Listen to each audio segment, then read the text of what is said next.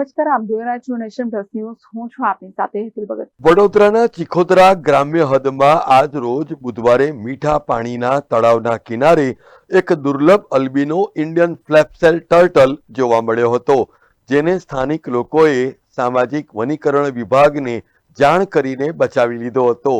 આ દુર્લભ પીળા રંગના બાળ કાચબાને વન વિભાગે સુરક્ષિત રીતે બચાવીને તેને કમાટીબાગ નજીક આવેલા કેન્દ્રમાં લાવવામાં આવ્યો હતો. અલ્બિનો કાચબાની ઝાંખી મળતાની સાથે જ આસપાસના ગામના લોકોમાં પણ અદ્ભુત ઉત્સુકતા ફેલાઈ ગઈ હતી. સામાન્ય રીતે જોવા મળતા કાચબા કરતા અલગ જ એવા ફ્લેપસેલ ટર્ટલ અહીં ચટક પીળા રંગમાં જોવા મળતા લોકો પણ ચકિત થઈ ગયા હતા.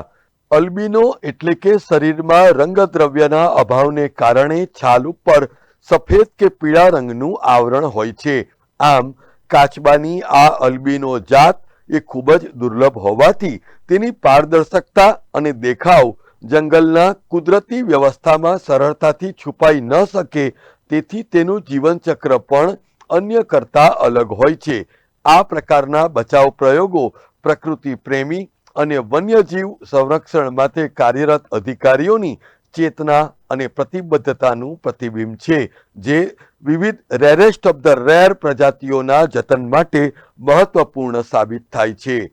વન વિભાગના રેન્જ ફોરેસ્ટ ઓફિસર કરણસિંહ રાજપૂતે પણ આ ઘટનાની પુષ્ટિ કરતા જણાવ્યું હતું કે વન વિભાગની ટીમને ચીખોદરાથી ફોન મળ્યો હતો કે તળાવ પાસે એક અજોડ રંગનો કાચબો દેખાયો છે, જેને પરિણામે વન વિભાગની ટીમ તાત્કાલિક ઘટના સ્થળે પહોંચીને કાચબાને સુરક્ષિત રીતે કેન્દ્રમાં રાખવામાં આવ્યો છે.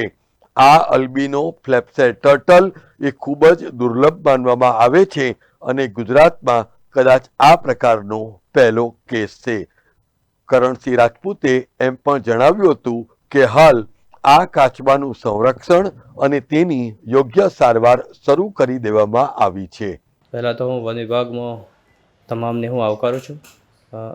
વડોદરા વિસ્તારની આજુબાજુ ઢાઢર વિશ્વામિત્રી નદીમાં આપણને ઘણા બધા પ્રકારના કાચબા જોવા મળે છે. અહીંયા ગંગેસ્ટિક, ફ્લેપસેલ, સોફ્ટશેલ ટર્ટલ જોવા મળે છે.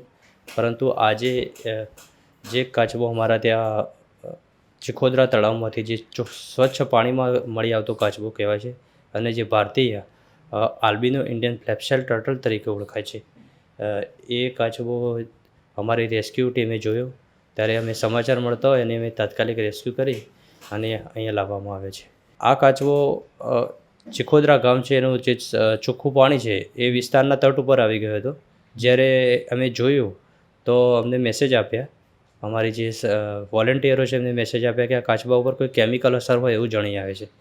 તો અમે તાત્કાલિક એનું રેસ્ક્યુ કર્યું અને એનો કલર યલો કલર હોવાથી તો અમે જોયું તો આ એક રેર પ્રજાતિ જોવા મળેલી હતી અને અમને ખૂબ આનંદની વાત છે કે અમે એને સાચવી શકીશું. હવે છેલ્લા મારા 3 વર્ષના અનુભવ મુજબ આ પહેલો એવી ઘટના છે અને એ અમારા નસીબ અને વડોદરાના વાસીઓના નસીબ કે આવા રેર પ્રજાતિ આપણને જોવા મળે છે. Bureau report, Nation Plus news, Vadodara. સમાચારોના સતત અપડેટ મેળવવા માટે અમારી નેશન પ્લસ ન્યૂઝની યુટ્યુબ ચેનલને સબસ્ક્રાઇબ કરો, બેલ આઇકન દબાવો અને જોડાયેલા રહો ફેસબુક, ઇન્સ્ટાગ્રામ અને ટ્વિટર પર.